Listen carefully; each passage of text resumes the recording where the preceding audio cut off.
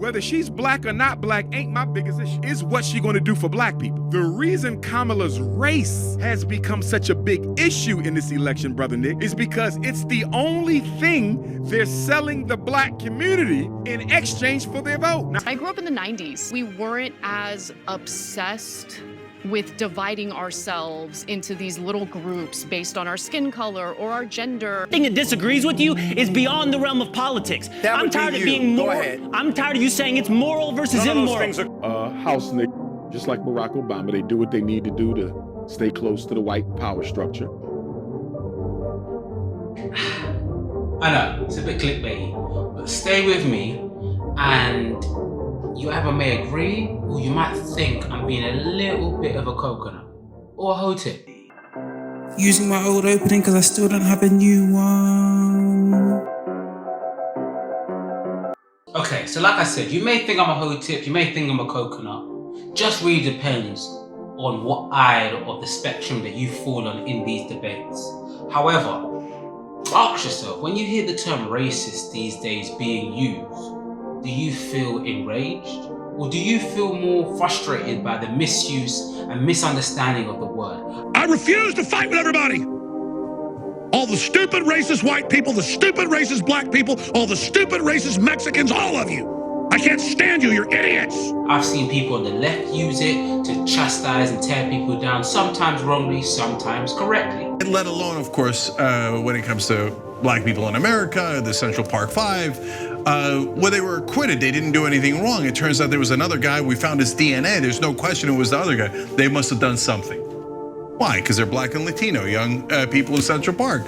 You know how the blacks are, they always doing something, they're always doing some crime. His racism is over the top, it's outrageous.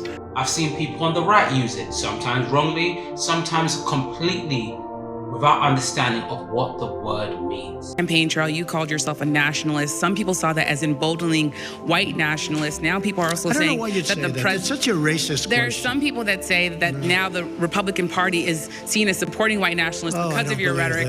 What do you make of that? I don't believe it. I don't know. Why do I have my highest poll numbers ever with African Americans? Why do I have among the highest poll numbers with African Americans?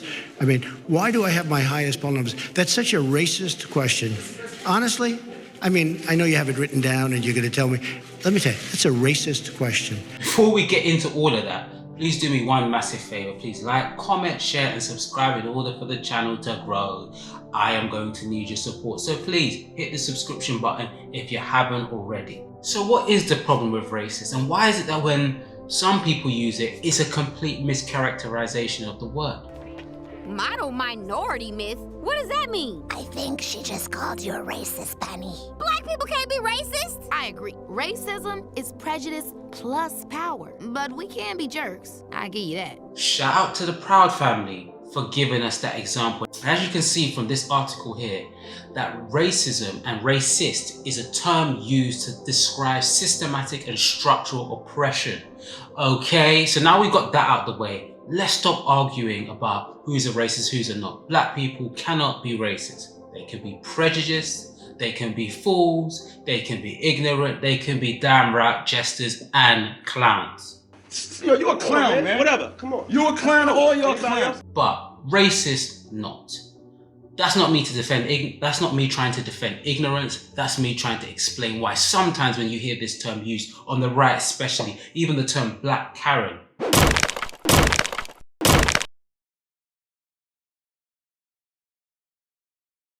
you find yourself they completely misunderstand the argument. Put it like that.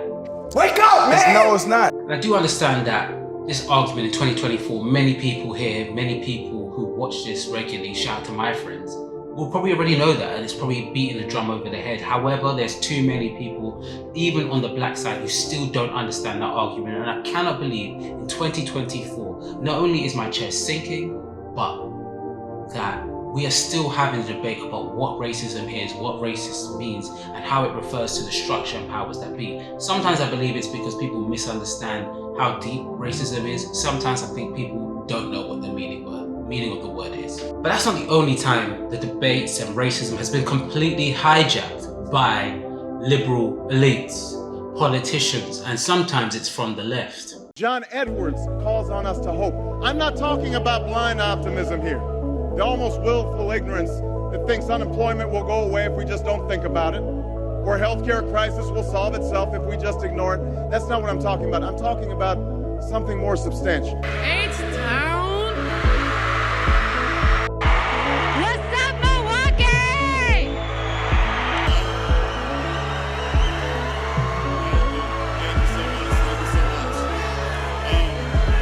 First of all, thank you for the applause. I mean, I know you guys are excited to see her. I didn't know you guys would be excited to see me too. Thank you. It's the hope of slaves sitting around a fire singing freedom songs. The hope of immigrants setting out for distant shores. The hope of a young naval lieutenant bravely patrolling the Mekong Delta. The hope of a mill worker's son who dares to defy the odds. The hope of a skinny kid with a funny name who believes that America has a place for him too.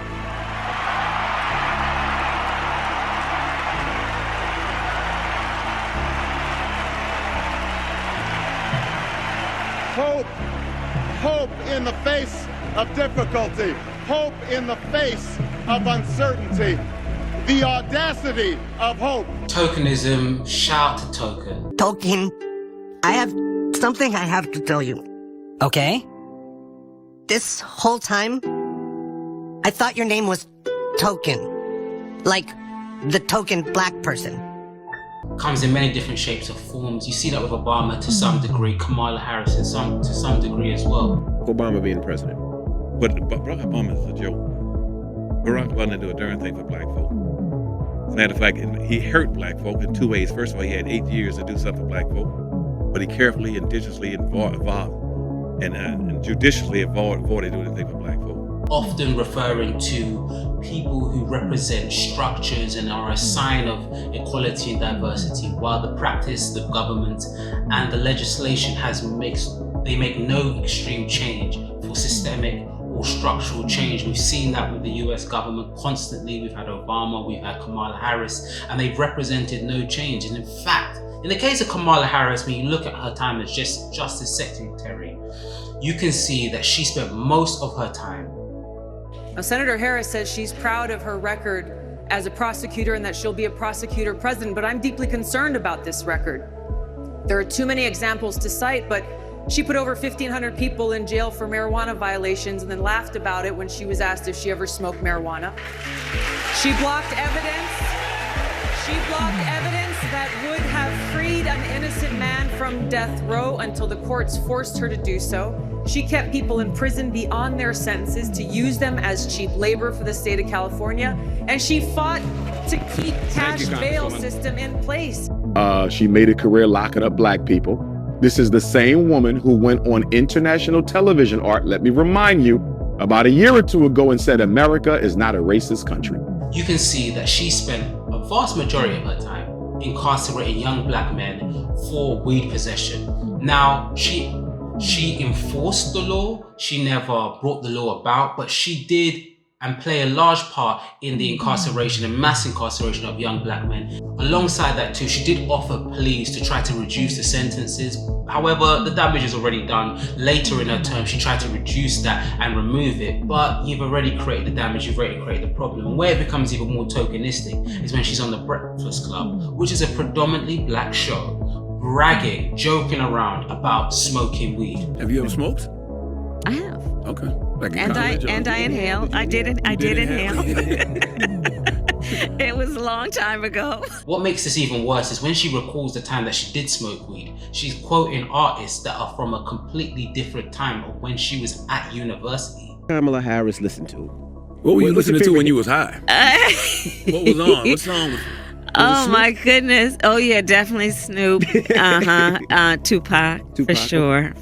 People quickly jumped on what they saw as a contradiction, given that Tupac and Snoop Dogg were not producing music while she was in college. It's a joke. It's a massive joke. It shows pandering, it shows placating to an audience without legitimately being a part of it or a part of that culture that she claims that she's from. So I don't know if she's pandering, joking, or she was playing into some sort of racist stereotype that she herself has probably fell victim to as well. It's annoying. And you can see this with other politicians, with Hillary Clinton and the hot sauce thing. What's something that you always carry with you? Hot sauce. Really? Yeah. Really? Yeah. Are you getting information right now? Hot sauce. Hot sauce in my bag, swag? Hot sauce. Really? Yes. Now listen, I just want you to know, people are going to see this and say, okay, she's pandering to black people. Okay. Is it working? I mean, give me a break. Give me a break. That was extremely offensive at times. That was bordering on cringy as well. And you see this on the right with Donald Trump trying to pander to black people with black jobs. He caused inflation. As sure as you're sitting there, the fact is that his big kill on the black people is the millions of people that he's allowed to come in through the border. They're taking black jobs now, and it could be 18, it could be 19, and even 20 million people. They're taking black jobs, and they're taking Hispanic jobs, and you haven't seen it yet, but you're going to see something that's going to be the worst in our history. Quite often, when politicians, specifically white politicians, are trying to placate to an audience, sometimes a black audience in this case, they just come across as clumsy, goofy, and naive. And you see this with Obama, where the best thing he did for the black community, any ethnic minority community as well, is add body cams to policing, which is all right, it's cool, but what changes that really? Does that actually change the structural problems, or does it just make it more visible? It does help. It's a step in the right direction, a baby step, and a small baby at that. I know many people here will say that, Obama is better than Trump. Obviously, Kamala Harris is better than Trump. Not so sure. How does that make the liberals and the left just as bad as the right wingers? Well, I think it's the lack of structural change that they're trying to make as well. Systemic change just shows that they see us as just a commodity, just something to be used. And that might be an overall problem with capitalism. However, it cheapens and dehumanizes black communities and ethnic minority communities and most communities that they're trying to pander to, whether that be other marginalized communities as well, that they don't really care. They just want to use you to gain power for themselves. And in my honest estimation, that's just as bad as Trump trying to weave together sort of fascistic language to bound together a white nationalist group to vote for him. I think it's the equivalent. I really do. Another micro example of pandering is Denzel Washington speaking about the kiss in Gladiator 2, which allegedly by the director never happened. Now, I don't know if you know anything about directing, I don't know much, but I can't imagine that the director who directed it didn't know the kiss happened. Big headline about a certain scene, a kiss that was omitted from the movie. Why do you think they did that? It wasn't even a big deal, really. I mean, that's about what it was. And I kissed him on the hands. Denzel said he kissed the man on the lips, but it didn't make the final cut. No, that's It was a senator. Example 101 of pandering, and my boy Denzel left with pie in his face, to put it nicely. I don't know if that's a why, but I'm just gonna why for that one. What? Bro, what are you talking about, man? And you see this in media as well, where you see a very liberal Hollywood, a very pandering Hollywood, trying to do inclusivity, especially since the wake of the pandemic and the George Floyd incident. Have more and more black people on screen, often in very side roles. Historically, black characters have not been all that present in non-black made or black oriented media. And when black characters are present, they're recurring side characters whose lives basically don't exist when they aren't around their white counterparts. This is a classic trope often called the sassy black friend that is already well known and well studied. And in the rare cases where they do have a life apart from the white character and get more screen time, you're still going to see an overabundance of interracial relationships for those characters. Outside of those anti-woke weirdos who complain about everything, society as a whole, specifically white people, have become more critical how white their media intake is.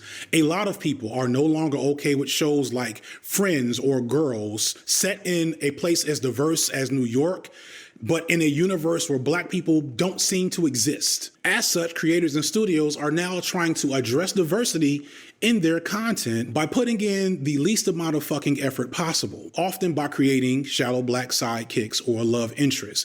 And if a black character has a major role in something, it still has to be immersed in whiteness in order to seem palatable. Vast majority being of a lighter, fairer skin complexion, something you find a lot of white liberals not doing and discussing about when they're talking about race, but are happy to call out race when it benefits their agenda to promote their either left-wing agenda or democratic agenda. I want to make this clear. I'm not attacking Democrats. If you're a Democrat, cool. If you're left-wing, cool. However, how you discuss and honestly look at these situations is in large part probably determine what side of the fence that you're on when it comes to this argument. And just on the media too, again, when we speak about the prominence of more black faces on screen, in the case of women, it is mostly light-skinned women. Not the same with the male counterparts as well.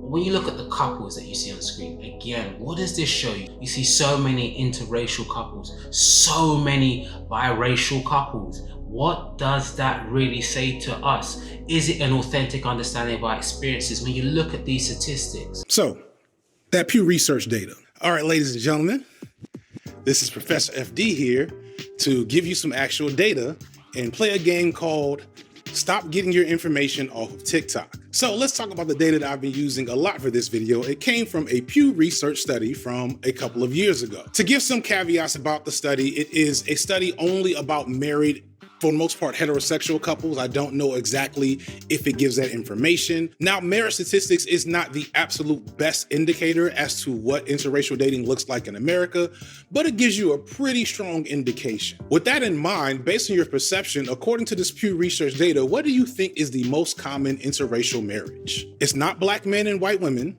It's not white men and black women. It's white men and Latino women, followed by white women and Latino men, followed by white men and Asian women.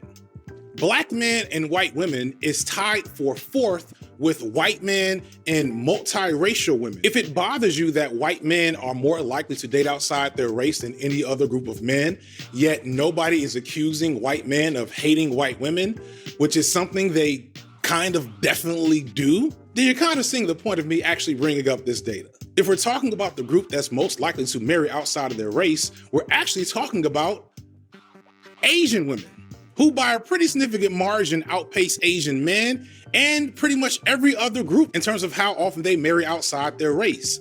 We're talking 85 to 90% in America of black people marry black people, yet on the screen, we see the vast majority being interracial, unless it's by a majority black cast that make it an intentional step to show black people marrying black people. And I just got very curious and I was wondering, I was like, surely the UK is worse, because I feel like I see it more. And the UK had 9%. The UK is statistically less. And I know some of you may say as well, oh, you know what about the rich people? What about those people in prominent positions? What's the narrative that we hear about black men? They don't get married. No, they don't like who?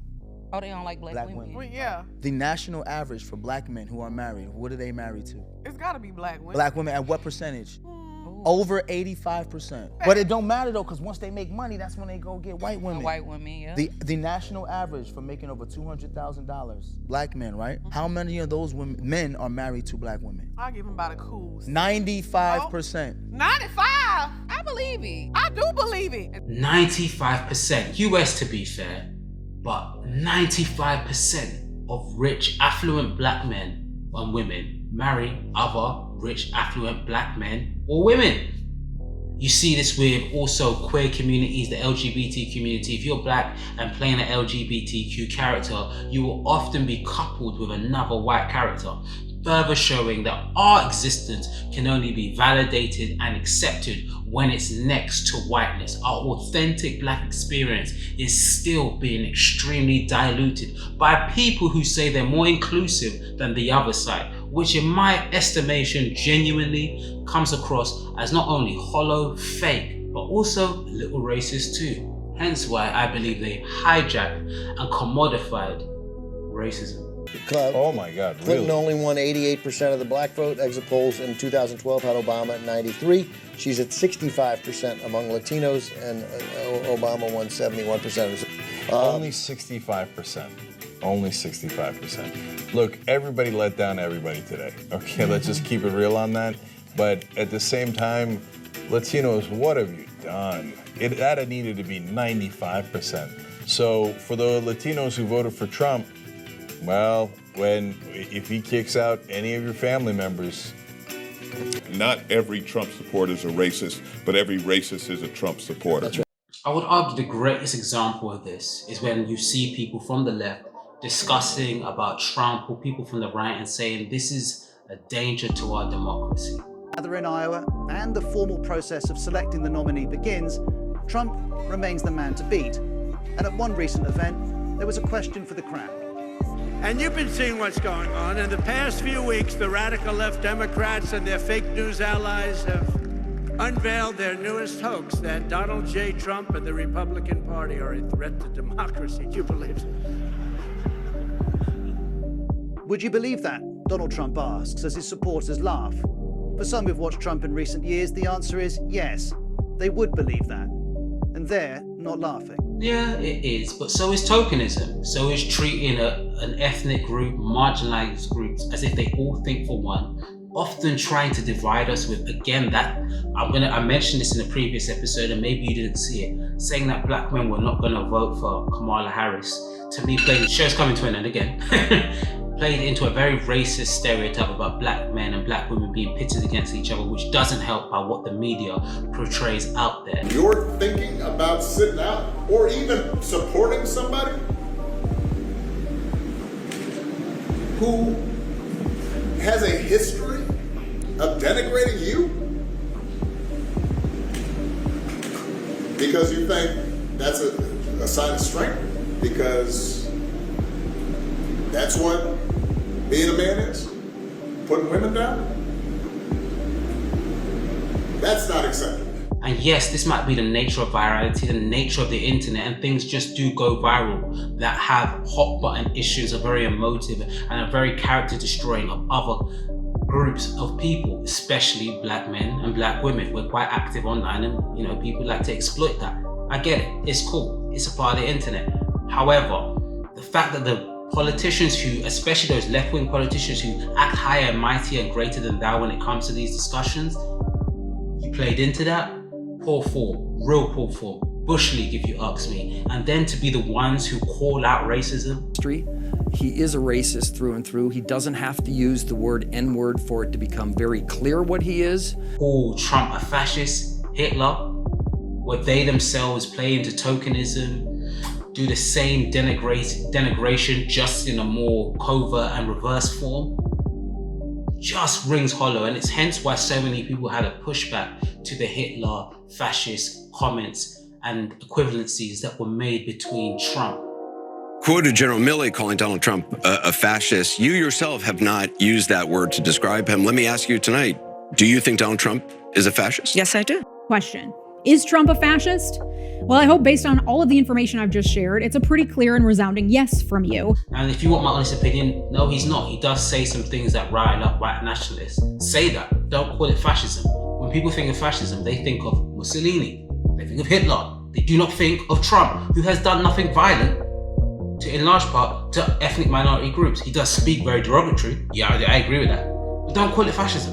You just lose the argument straight away. It's poor from the left, because they're just as sinister as the right. Good guys and bad guys, my side and the bad side. I'm tired of you saying anything that disagrees with you is beyond the realm of politics. I'm tired of being I'm tired of you saying it's moral versus immoral. None of those things occur. And Kevin Durant is on one side and all the immoral are on the other. And in the process of you cloaking yourself in this clear morality that anyone that has even the slightest bit of nuance of disagreement with you is somehow evil. In the process of you doing this preening, this peacocking on TV, you don't hear a single thing that somebody says to you. I grew up in the 90s. We weren't as obsessed with dividing ourselves into these little groups based on our skin color or our gender. If the Republicans declare one thing, well, Democrats, by definition, must declare the opposite. I don't think that's the right way to look at any issue. This episode was genuinely inspired by some of the conversations I've had about not only Trump, but I've seen online about calling black women black Karens, and I've seen white people call black people racist.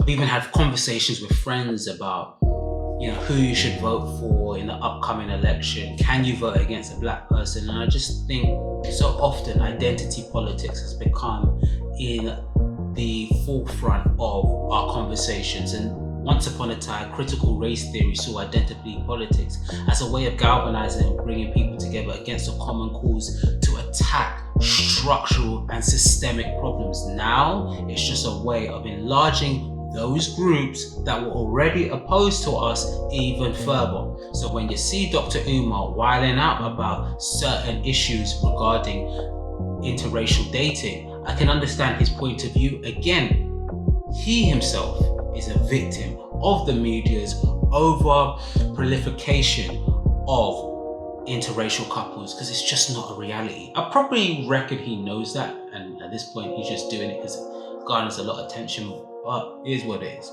Snow bunny crisis. Yeah, why are the wings forever? No bunnies never. No bunny crisis. The snow bunny crisis relates to the tendency for black men in European societies to pursue white women as their mates at a rate that exceeds what any men of any other color does with regard to interracial dating. Black men love white women, and it's because of racial inferiority.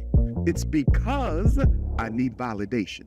It's because I've been brainwashed to look at my own woman as being less than. It's because I want my children to look like my oppressor in order for me to feel like a man.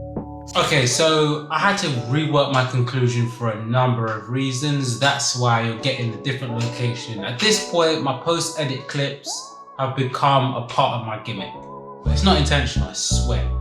Anyway, what my conclusion is to this episode, after watching it and then watching the conclusion back, is to let you know to be aware that media, politicians, journalism to an extent as well, even podcasters, to some degree, some have their own agenda. And sometimes people who seem to be espousing the most rhetoric for a particular community, when they're not from that community or have any direct relationship to that community, often I have found are manipulating them. In the case of the Democrats or Republicans, it's quite evident, it's quite obvious.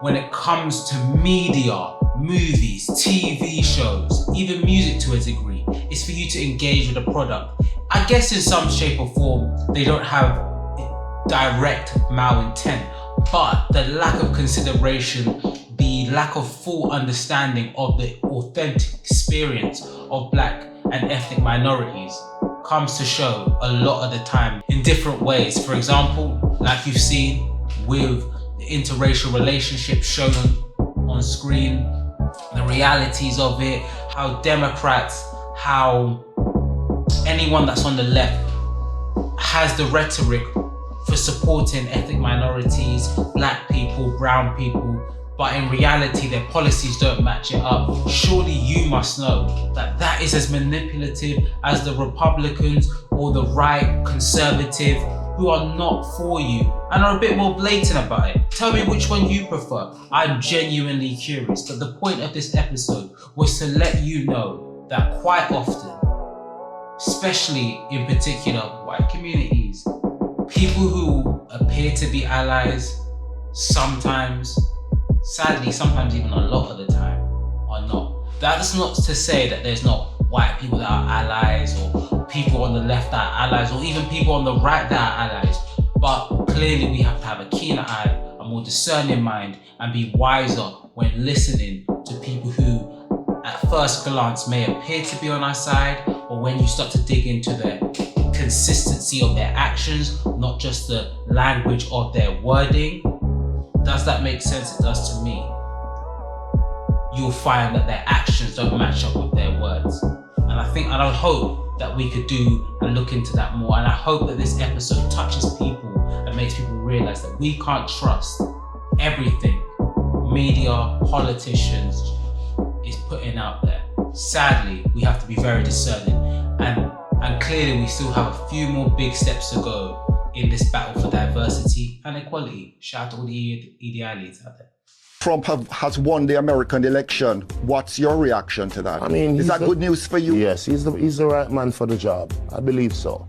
I mean, I don't do identity politics. So not because you're black, I'm going to vote for you. What is your policy? What are your policies? So for me, I think he's the right man for the job. He deserved it. Big up Mr. Trump.